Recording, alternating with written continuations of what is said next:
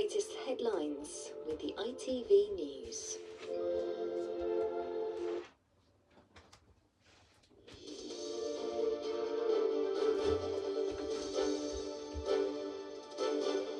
Good morning, I'm Charlie Frost. A train driver has been killed and 89 people injured, 33 of them seriously, in a collision between two trains near Bedford. The crash involved two East Midlands railway services, with one going into the back of the other on the same line.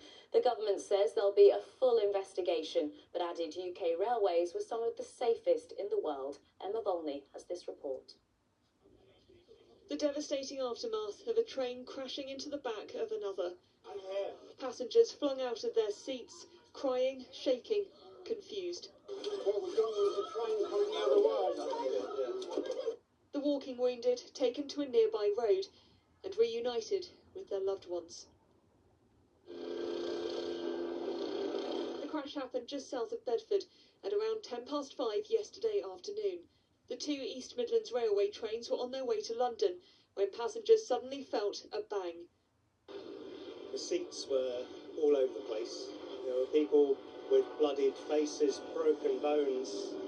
People were screaming and crying. There was chaos in the train.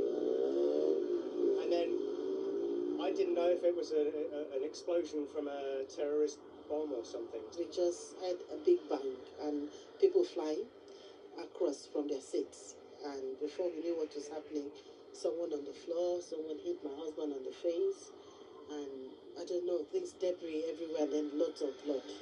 We come to a halt.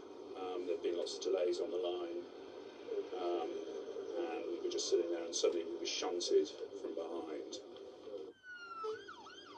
A train driver has been killed, and dozens of people have been injured. The Prime Minister has offered his condolences to the driver's family, while investigations continue. Emma Volney, ITV News. Scotland's hopes of progressing to the knockout stages of the World Cup for the first time are hanging in the balance this morning after they suffered a narrow 1-0 defeat against Morocco. But the Tartan Army remain in good spirits, as Peter Smith reports from Boston. Come on! Even after watching a defeat, the Tartan Army still refuses to be despondent. Listen, we're Scotland, we're used to defeat, and we pull ourselves back together. We're the greatest nation in the world. We are disappointed because Scotland lost, but yeah, they're trying. Still happy, proud of the team. Although you have to be gutted with the result, I think. Happy with what we achieved, and not just on the field, off the pitch as well, I think. Just a buzz around the city. And once again, the Tartan Army played its part. There was belief in Boston, but it's the hope that gets you. He looks for and locates Saibari with an early chance. Morocco dished out a dose of realism just 1 minute and 10 seconds into this game. In the second half, John McGinn went down and thought he had a penalty. Immediately to the referee. VAR checked this and said no. McTominay had a second claim, again denied by the referee. Scotland had the mighty Morocco on the ropes, but just couldn't find that all-important equaliser. We're still gonna win this. Scotland defeated, but far from disgraced, and definitely not out. There'll be one more chance of qualification next week.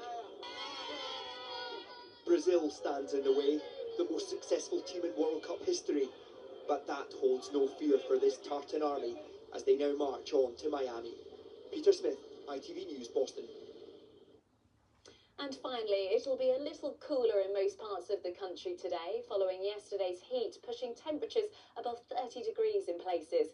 But it won't last long. Temperatures are expected to rise again tomorrow, reaching the mid-30s in places at the start of next week. There's a Met Office warning for extreme heat for the east and south of England from Monday, meaning there could be potential health impacts for vulnerable people. And that's it. We'll be back with your lunchtime update just after 1 o'clock. Until then, stay cool and enjoy your morning. Goodbye.